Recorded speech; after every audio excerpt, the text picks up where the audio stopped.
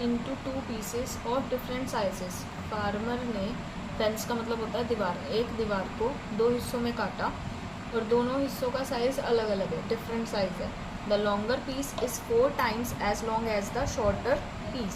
जो हमारा longer piece है वो हमारे शॉर्टर पीस का 4 times है.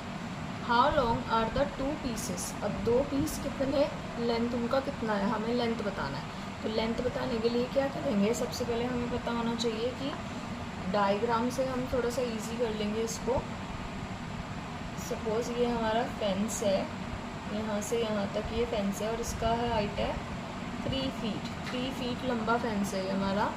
अब इसको मैंने 2 हिस्सों में कट कर लिया. फॉर एग्जांपल मैंने यहाँ कट लगाया, तो ये जो लॉन्गर वाला पीस है ये शॉर्टर वाले पीस का 4 times ज़्यादा है.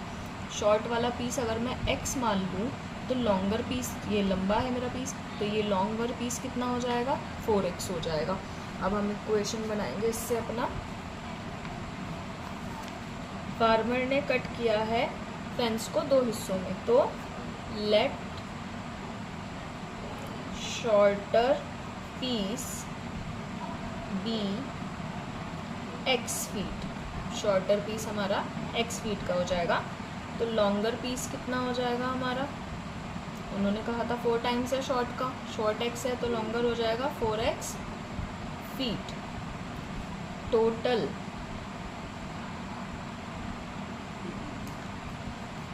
जो है दोनों का टोटल, इन दोनों का टोटल, इन दोनों पीसेस का टोटल. अब हमें बताइए पूरी दीवार 300 feet की है, तो जब मैं x और 4x इन दोनों को जोड़ दूंगी तो वापस से मेरी 300 feet की वॉल क्रिएट हो जाएगी, फेंस क्रिएट हो जाएगी.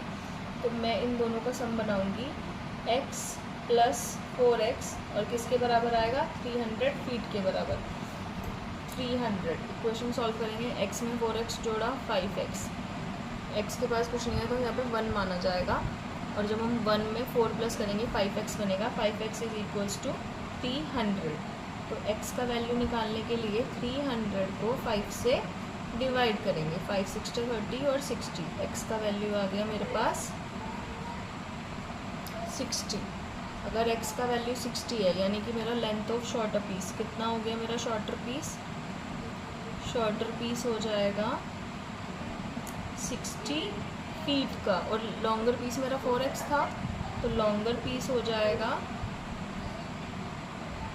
4x यानी कि 4 × x और x का वैल्यू है हमारा 60. 4 को 60 से मल्टीप्लाई करेंगे तो लॉन्गर पीस हो गया 240 feet. Question completed.